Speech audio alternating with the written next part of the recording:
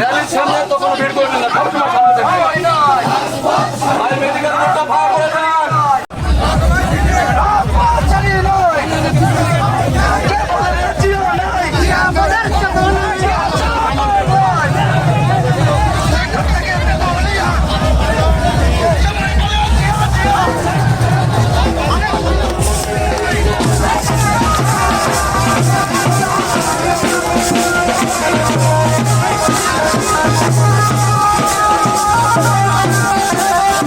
মুক্তিযুদ্ধের চেতনাকে বারবার নিজের সুবিধার্থে বিক্রি করেছে এবং তার পরিণতি আজকে আপনারা বাংলাদেশে দেখছেন।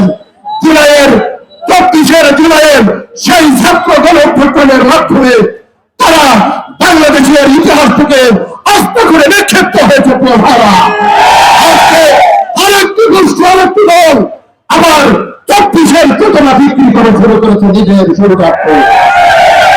আমি তাদেরকে হুঁশিয়ারি উচ্চারণ করে বলতে চাই, বাংলাদেশ জাতীয়তাবাদী দলের পক্ষে বিরুদ্ধে বহু ষড়যন্ত্র হয়েছে জিয়াউরকে হত্যার মাধ্যমে, কিন্তু বাংলাদেশের মানুষ শহীদ রাষ্ট্রপতি জিয়া রহমানের আদর্শকে বুকে ধারণ করেছে। প্রিয় বাবা দিয়েছিল সেটি শহীদ রাষ্ট্রপতি জিয়া রহমান।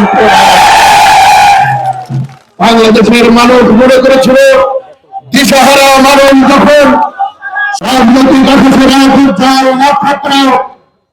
বাংলাদেশের ক্ষমতাধর রাষ্ট্রনায়ক বহুদলীয় গণতন্ত্রের প্রবক্তা রণাঙ্গনের বীর মুক্তিযোদ্ধা মহান স্বাধীনতার ঘোষক বাংলাদেশ জাতীয়তাবাদী দল, এই জাতীয়তাবাদী দলের প্রতিষ্ঠাতা শহীদ রাষ্ট্রপতি জিয়া রহমানকে আমি গভীর শ্রদ্ধা ভরে স্মরণ করছি।